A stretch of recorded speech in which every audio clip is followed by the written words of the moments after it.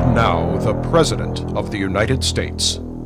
A new day is dawning in America. Things are being put right. American men are asserting themselves, and their women are standing down, ready to do their share. This is the Collins way. Keep it simple, keep it just, keep it all for the men who earned it.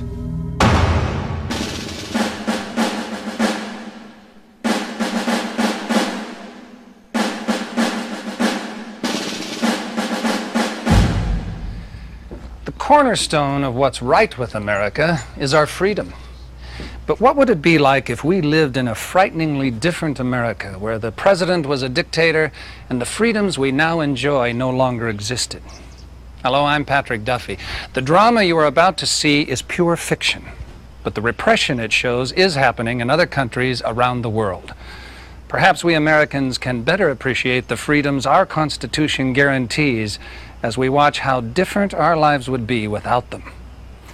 Later in the program, you'll meet 4 Americans who share a commitment to change what's wrong with America without losing their deep appreciation for what's right with America. But first, our drama.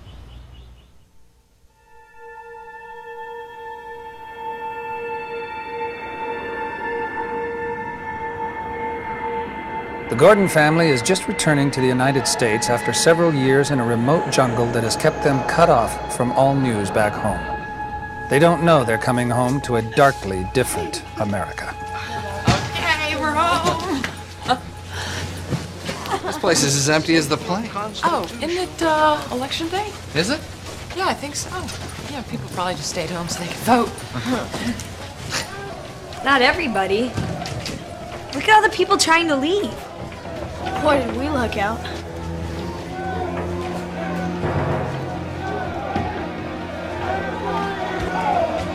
Let's go. How you doing? Common sense virtues of the founding fathers. Yes, the founding fathers. Today's vote is a referendum on my first term. Excuse me, who's Collins running against? That's President Collins. A simpler constitution without Who's President Collins running against? I haven't asked. You've been in New Guinea 7 years? Yes. Doing what? Public health physicians. that you support Collins' way of running this great country of ours. Put your property on the cart, please. Today, you, the voters, will give us a report card on the changes we've made. Where do we claim them? Put all your property on the cart, sir. You mean like metal and coins so we don't set off the detector? No, wait! Let go of them! Daddy! Wait a second! Let go of them! They're your women that makes them property. You can't do that! Things have changed in America, Mr. Gordon.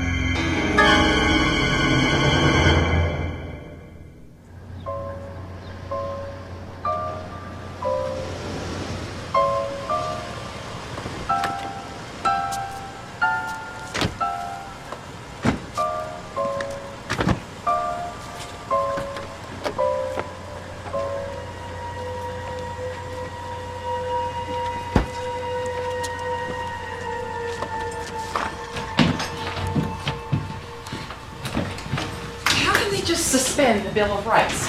Who would vote for that? The same people that let them put us in those cages? There's no way I'm wearing this stupid outfit! Calm down. Now, maybe the cab driver didn't know what was going on. Dad, that guy was definitely spaced out. I mean, he was worse than those guys at the airport. There were no women on the streets. We're all the women and the girls. Margie, you know what? Call Anna Oliveira. Her number should still be in that drawer. She'll know what's going on. This is crazy. They can't have completely wiped out all civil liberties. That's just not possible. Dad, the phone's dead. And the TV's broken. Big fathers. And we only get one channel, and it's the president again. This is the Collins way. Keep it simple, keep it just, keep it all for the men who earned it. Today's vote is a referendum on my first term. The people, the American people, have spoken. They're censoring They TV. want to return to a simple... Well, I don't want to stay here, not if things are like this. Well, hold on. We're jumping to conclusions. We need to talk to somebody we know, somebody we trust. Dad, they said women have to wear these outfits and stay inside or we'd be hurt. Todd and I will go out. Nobody's going to get hurt. Todd, I want you to get on a bike. I want you to go over to the Oliveira's house, right? Tell him we just got back in the country and we need a cell phone. Cool. I wonder if Bobby will still recognize me. Hey, just go straight to Bobby's and come right back, okay? Maybe the cable's disconnected. I can't believe that all we get is a government channel. We're going back to the spirit of '76. Look, it can't be as bad as it seems. I'll go out, I'll get some food, find a payphone. I'm going to call Ted at the hospital, find out what's really going on. Well, be careful, okay?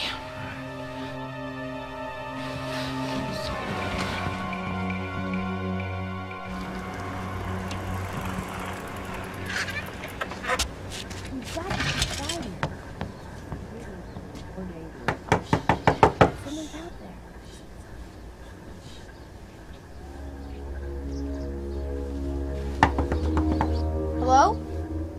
Miss Oliveira? I can hear you in there. Todd Gordon? Yeah. You shouldn't be out there. Go home. What's the matter, Miss Oliveira? Can Bobby come out and talk to me? Can't come out and you shouldn't be out there either. No boys your age go outside anymore. Well, my dad needs a cell phone. Can I at least borrow a phone, Miss Oliveira? Phones require special licenses now. Now go home. You're going to attract attention out there. You mean you don't even have a phone?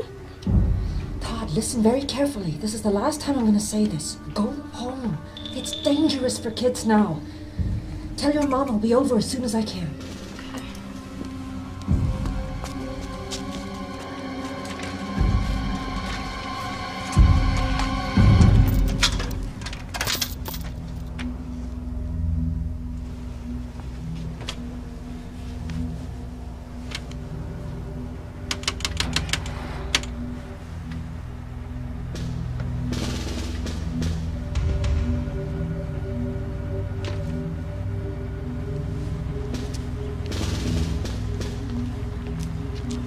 Ballot stub? What? Have you voted yet? No. Lines aren't going to get any shorter. Move.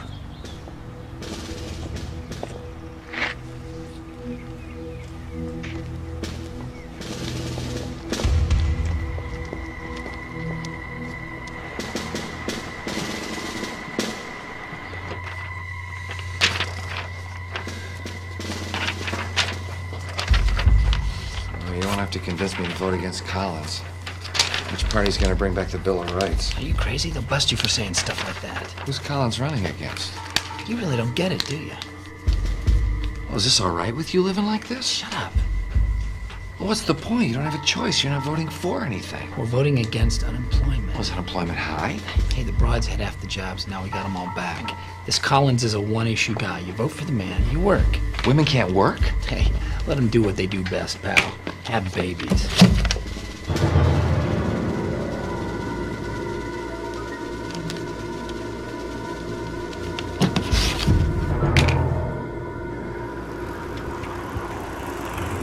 Whoa, hey, what's your hurry?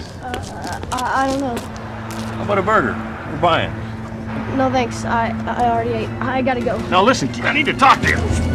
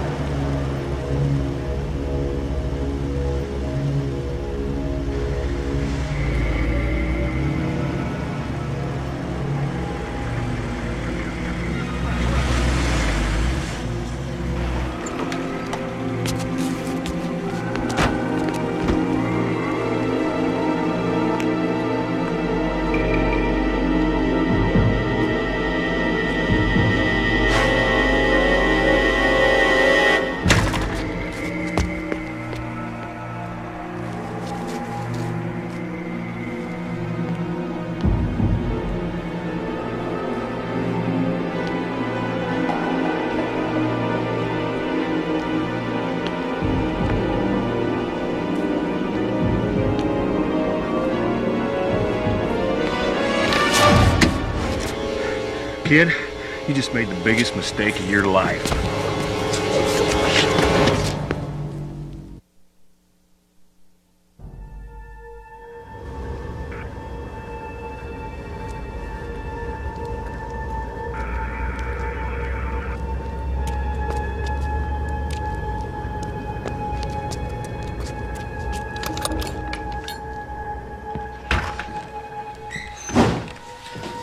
All right, we gotta get out of here. Let's get our stuff together. Todd? He's not here. He never came back from Anna's house. Where is he? We don't know. We've been waiting for you. We've got to go find him. How could that happen? We told him to go to your house and come right back. Walt, I feel awful. I thought he understood. They were having a meeting, Dad. She couldn't open the door. What kind of meeting? The resistance. All right, first things first. Does anybody have any idea where Todd is? They've got him. The secret police. Colin's goons have my son?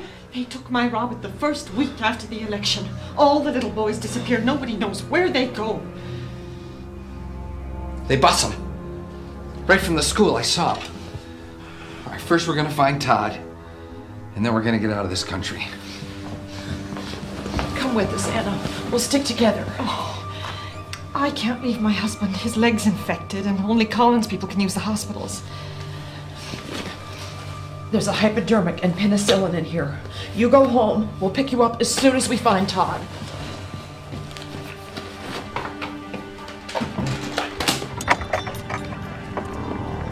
Come on. What's with the computer? It's bootleg. Anna says the internet's the only way to find out what's going on. Collins hasn't closed down the net?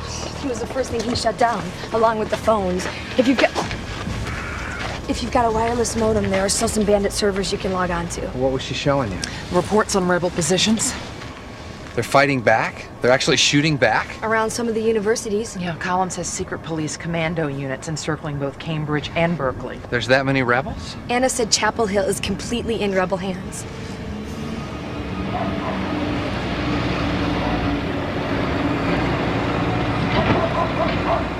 Come on.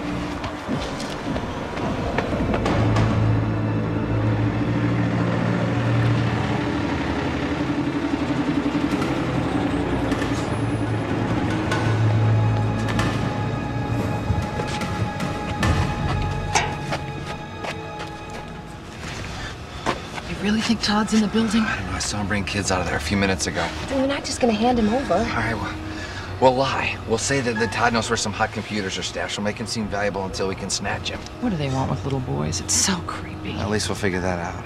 Dad, you're not making any sense. How are we gonna do that? We'll wing it. If I get inside, you guys create some kind of distraction. And when I find Todd, we'll make a run for the airport. Bribe people. All right, do anything you have to. Okay? Hey, you! What are you doing back there? You got some ID? How you doing? I'm looking for my son. 12-year-old, good-looking, athletic kid. You don't get them back, pal. You can't just take them. Hey, I'm just doing my job here. Just following orders. Damn straight. Well, where do you take them? Hang on. Look.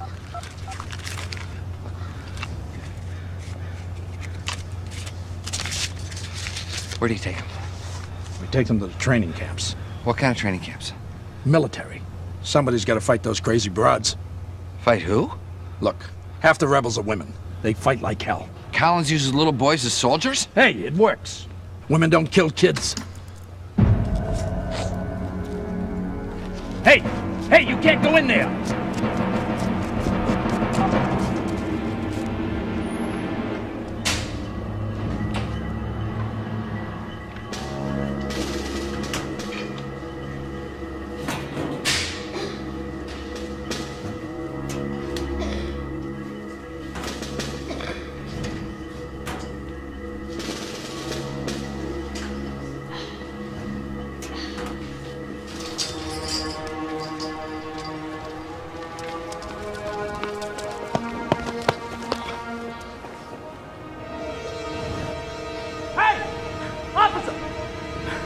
Now.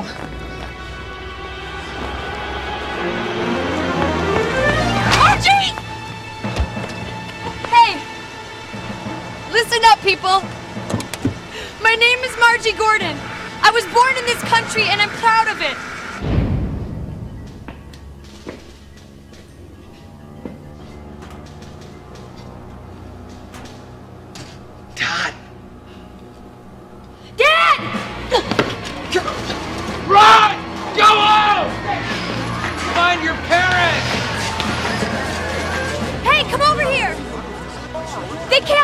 shut up. Not if we stand together.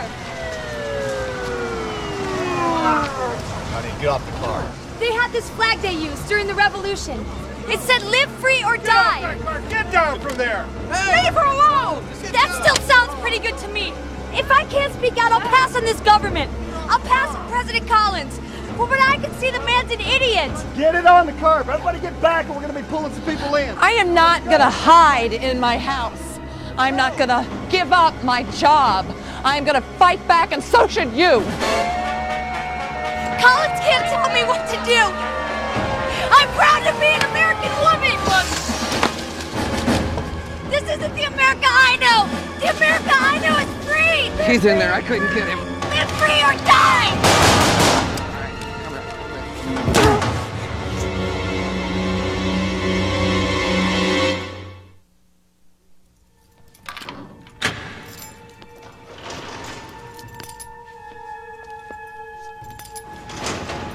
Excuse me. Excuse me. My wife, she's not feeling well. Can we have some water? Why don't you take care of the women and the kids before you stuff your faces, pigs? Here, man. Tell your wife to take as much as she needs. Thank you. Yeah, you're welcome.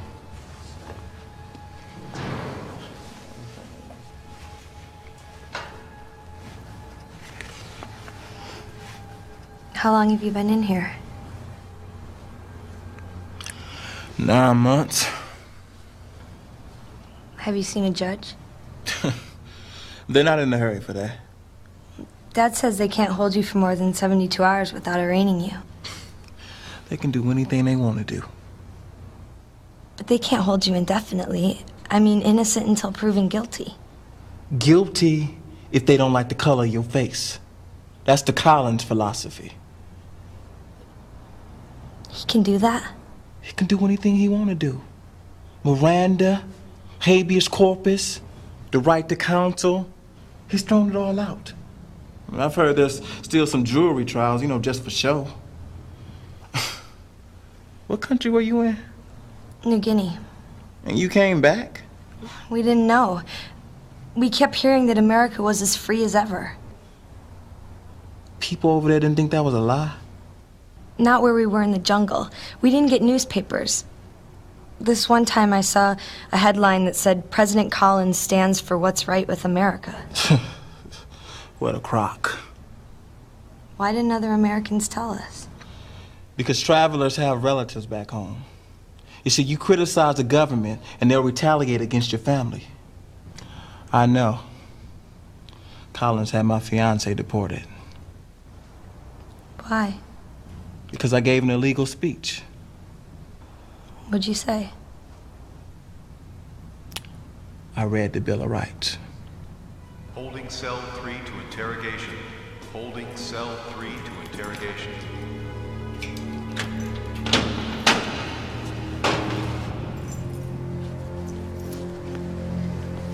If we get out, I'm going to join the rebels. We'll come back for you. You come back and we'll walk out of here with 200 people ready to die fighting Collins.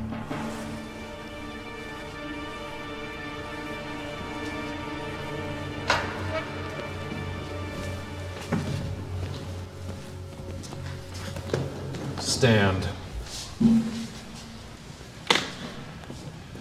We know our rights. We're American citizens. We're not going to say anything until we talk to a lawyer. Your rights? We don't want to make trouble. There's got to be a mistake. My husband's just saying, let's just get a lawyer in here so he can make an arrangement that's good for you and good for us. Which one of you is Margaret? I am. Interesting speech you made. Margie. I said what was on my mind. That's not a crime, is it? When you criticize the people's elected representatives, yes, young lady, it is a very serious crime. Look, Mr. My name shouldn't concern you. We've been out of the country for a while. We're not up to speed on all these laws. We want to go back to New Guinea. You'd like deportation?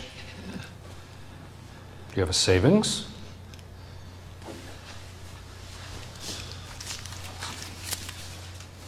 It's almost $5,000 there. Well, that should be enough for you and your wife. Oh, we all go. No. One person always stays, to minimize criticism abroad. And since Margaret here has committed the most serious crime, we'll keep her. No way. We all go or no deal. I'll stay. Are you crazy? No, Dad, but you and Mom have to take Todd. Todd, who's Todd? Our son. He's 12. We know you've got him. Boys of that age have a duty and responsibility to their country. There's really nothing I can do for him. How can you live in a place where children are soldiers? How can you work for a government that controls all expression? Where women are property?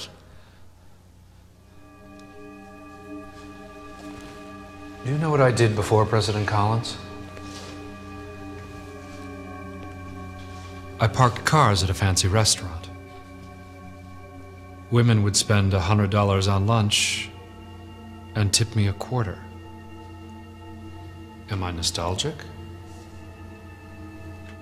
I can live with it. Go to hell.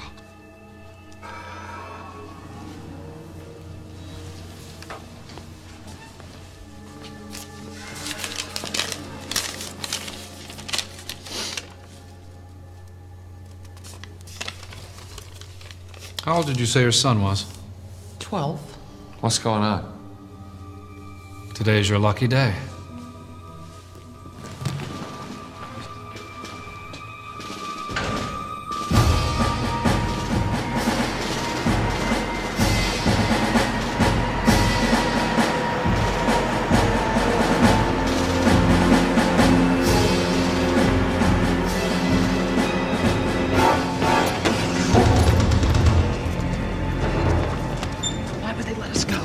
Said they would. All I know is we're not leaving here without Todd. Wait, Dad. If we find Todd, and if this guy's serious about letting us leave, I want you to know I'm not going. What are you talking about? I want to stay, to join the rebels. Archie! Americans won't take this. Not for long. There'll be a new revolution, and I'm gonna be part of We're it. sticking together. We'll talk about how we're gonna help the rebels when we get out of this mess. Dad! First we find Todd.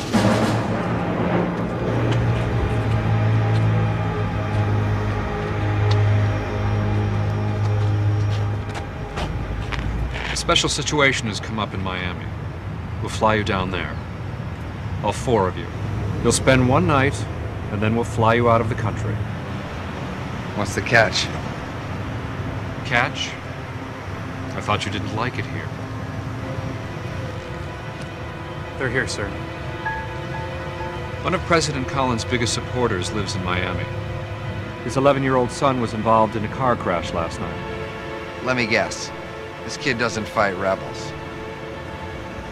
America will be better off without people like you, Gordon.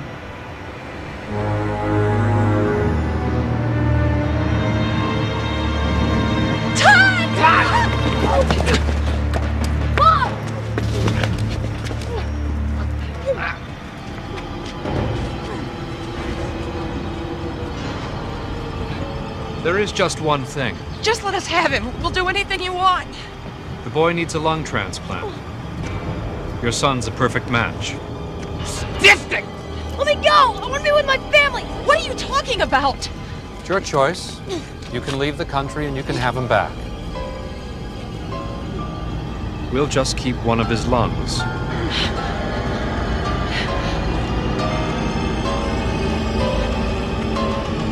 Today, you, the voters, will give us a report card on the changes we've made. A vote for Collins is a vote for America. God bless you, and good night. Fortunately, we Americans still have our Constitution and the Bill of Rights.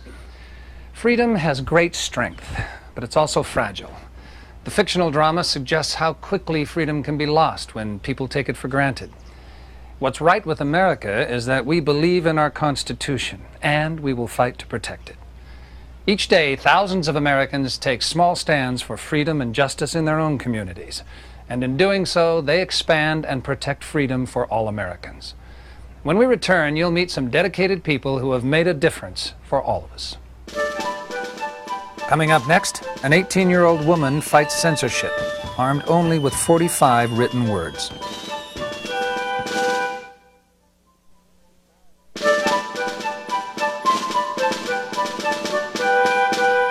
Tracy Bauer was only 18 when she decided she had to defend the First Amendment.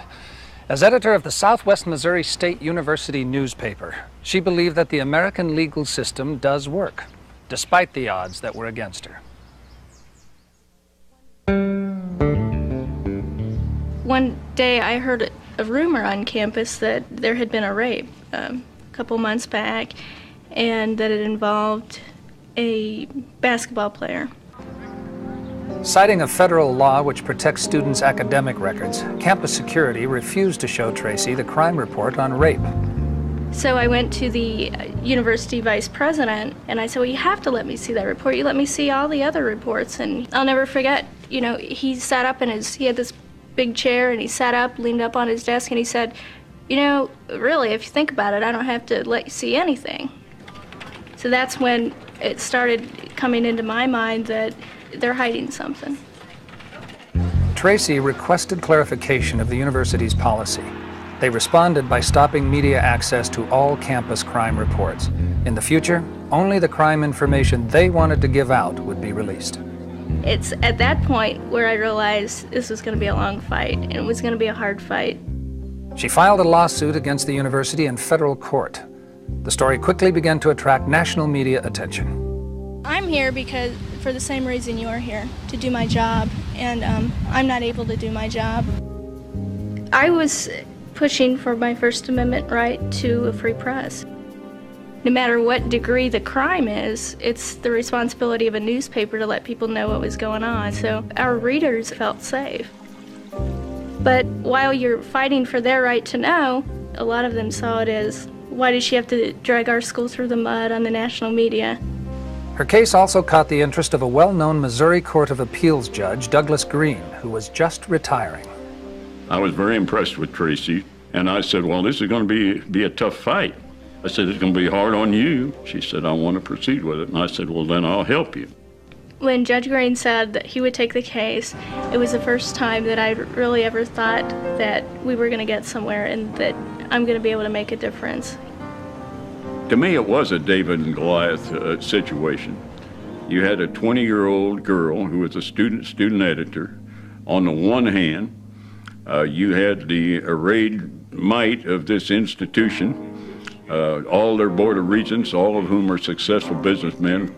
I didn't feel bad about those odds, though. I thought she had the Constitution on her side. I remember having my head down on this desk, and I said, Judge, I don't know what I'm going to say up there. He said, I'll tell you what you're going to say. You're going to get up there and you're going to say the truth, because the truth is what this case is about, and the truth is what the rest of your life is going to be about. Tracy's battle ended 2 years after it began, when the federal court ruled in her favor, citing the First and Fifth Amendments.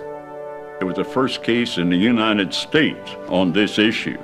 And as a result, the law was amended, which President Bush signed into law to make these campus crime reports available to the public. I was ecstatic. I knew that I had made a difference at SMS and nationwide. In a lot of countries, it's a few people who get to make all the decisions. In America, people who put their passion to work can have something to do with how our country is shaped. Today, Tracy is a features reporter at the Springfield News Leader. America doesn't work unless some of us sometimes are willing to be a pain in the neck. Tracy, she stood up for what she believed, and she was willing to fight the fight, and she did, and she won. And that's what's right with America. Coming up next, we'll meet a woman who's never let anyone or anything stand in her way.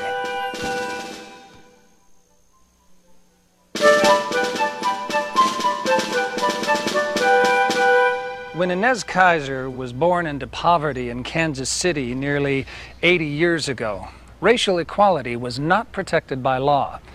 But Inez refused to let anyone or anything stand in the way of what was right. And by doing so, she also helped America live up to its promise. My mother, she said to me as a child, I want you to be somebody. And that never left me. Even though I was poor, I was determined to get an education. I did not have enough books, but I managed to get on the honor roll through senior high school, graduated in the top 10 of the class. During the depths of the Depression, Inez put herself through college, working in a laundry. But one of the toughest barriers she faced was racism. I majored in home economics. At that time, African American girls were not even allowed to cook. We just stood and watched the white girls cook. One of our teachers flunked out all but 2 of us in the class. And I told her very frankly, looking her in the eye, I am not going to leave this school. I'm not going to leave this department. I intend to graduate. Inez completed her degree, became a teacher, and in 1944 met and married Richard Kaiser. She's a talkative little thing, man, and cute. Being old sailor hound dog, look at there. That chicken needs frying. Inez began writing columns syndicated in black newspapers throughout the country, including one on fashion. It was a lot of fun. It opened new doors for me. I went to New York to visit the fashion shows, but I immediately became aware that there were no black models. We were writing about fashions, and they gave us pictures of white models. And I said, you know, I can't use these pictures in my newspaper, in my column. I finally found a few allies, and as a result, we were able to get the first black models on 7th Avenue in New York. She was fearless, really. I wasn't an activist type, but she was, and go for it, girl. That's the way I felt about it. In the early years of the civil rights movement, Inez was at the forefront in her hometown of Kansas City. The downtown stores would allow us to shop. We could buy anything we wanted to, but they would not allow us to sit down to eat in their restaurants. On December the 8th, I stood up in a meeting and said, I move that we picket those stores, hit them in the pocket where they'll feel it and they'll know it. And not a black soul would cross that picket line. Well, when no black folks were crossing the picket line, some of the white people became sympathetic, and they didn't. So we practically closed the stores down during the Christmas holidays. My mother explained to me as a young child to make me understand that we were fighting for something. And it wasn't a fight with your fist. And that wasn't allowed. This was a fight with your mind. You wanted to have the same rights and privileges that everyone did. In 1961, Inez took a risk and opened her own public relations firm, the first African-American woman to do so in this country.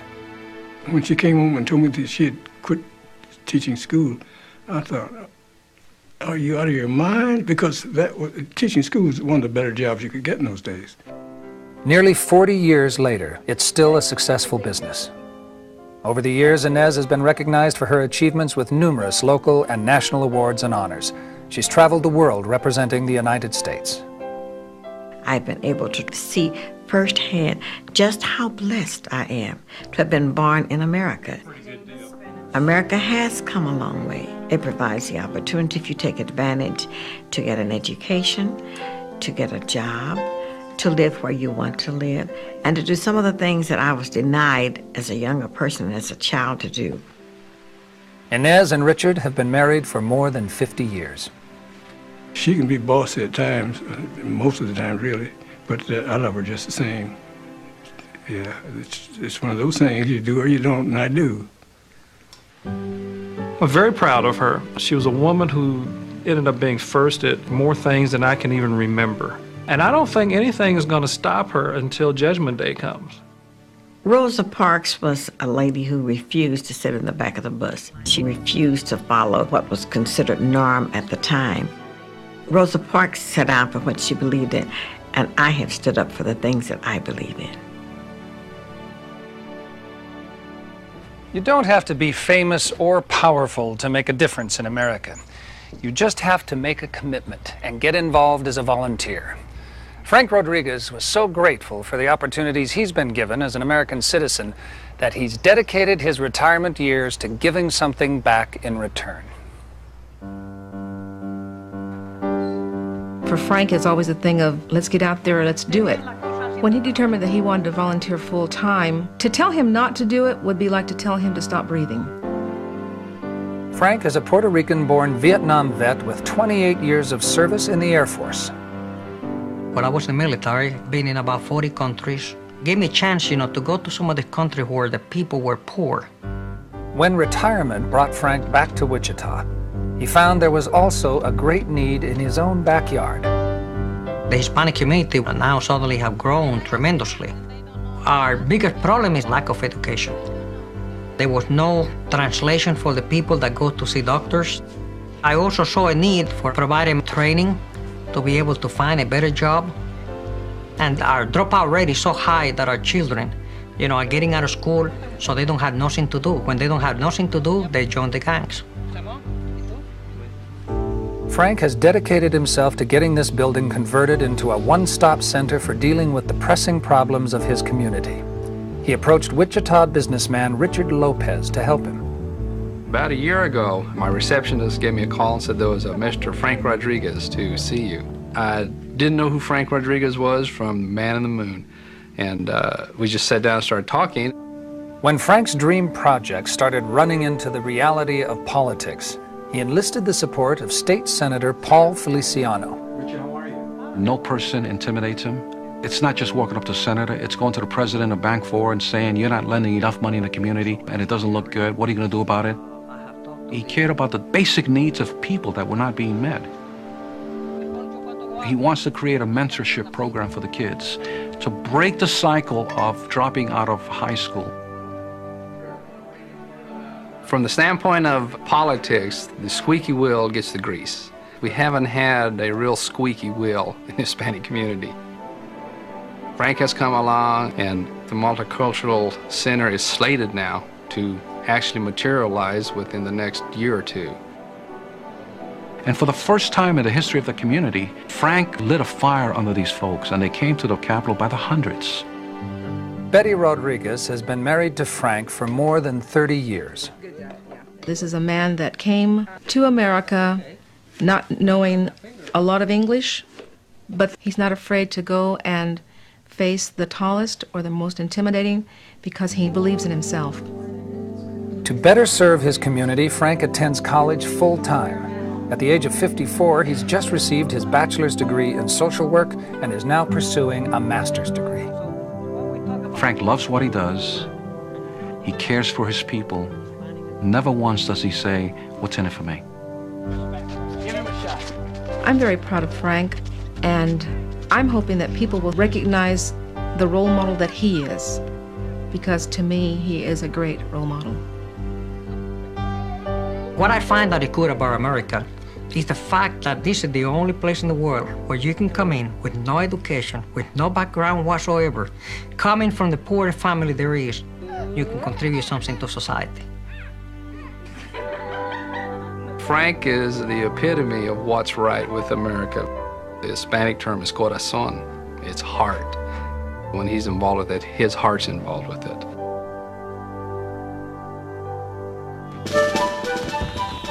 When we return, meet a woman who escaped to America, inspired by a man from another century.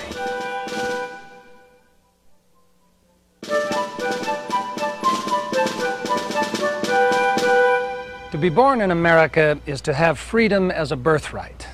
But not all children in the world are that fortunate. Julia Kirikov was such a child. Today, she sees clearly what many of us take for granted. Born under repressive dictatorship in Bulgaria, Julia was inspired to come to America by a man she never met. That man was Abraham Lincoln.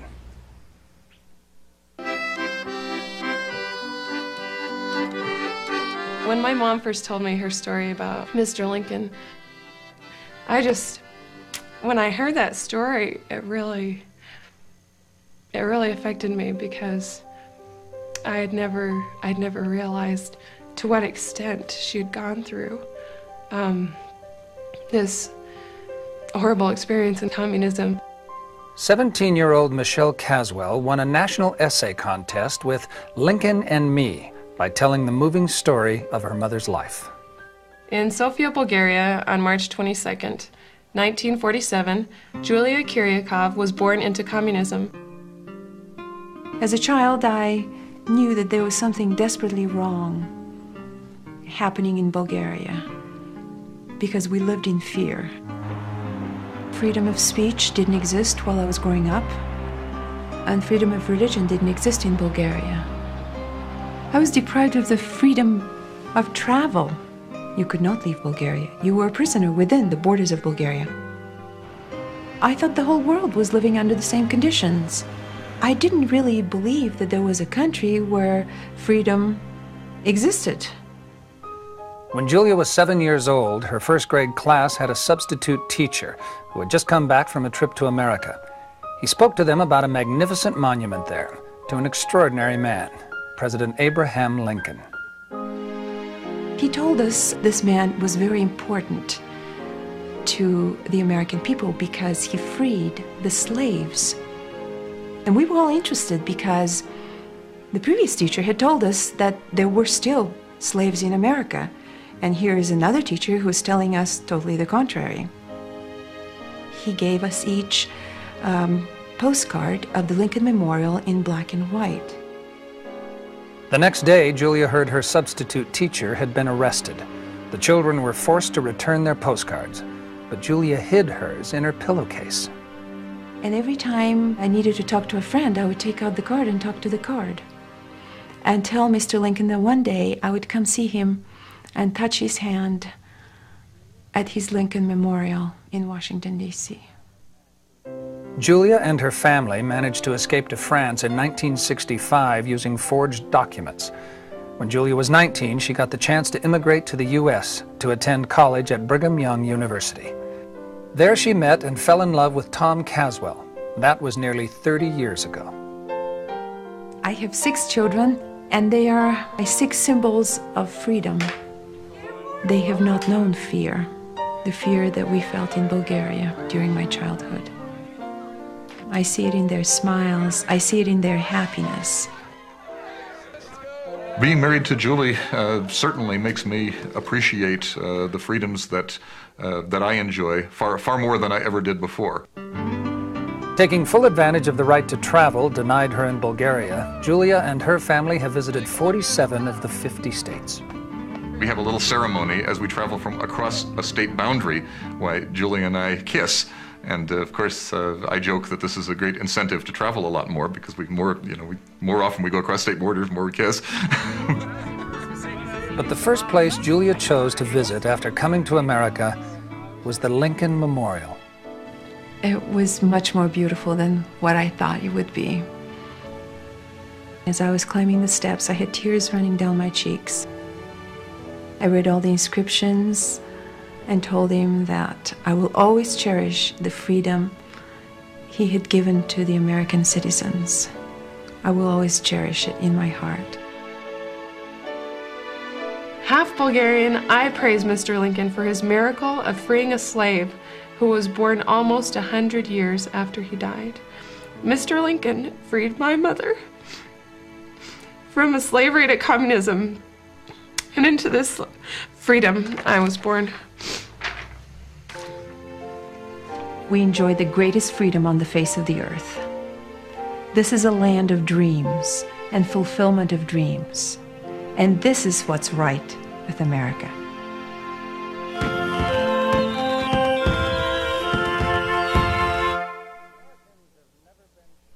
Americans have never been short on dreams or courage.